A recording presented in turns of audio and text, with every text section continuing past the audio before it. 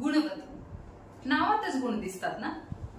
हो, आम्हाला प्रचंड आवडतं आमचं हे नाव। जन्मदात्या माता पित्यांनी यापेक्षा वेगळं नाव ठेवायचा विचार केला असता तर तत्क्षणी त्यांचाही जीव घेतला असता आम्ही। विश्वातील सारे गुण आमच्या देवी ठासून भरले आहेत, हा केवळ आमचा समज नाही हे आपणही मान्य करावे। तसही सदेशना तारका हे नामाभिधानही आम्ही स्वतःसाठी ठेवले आहे।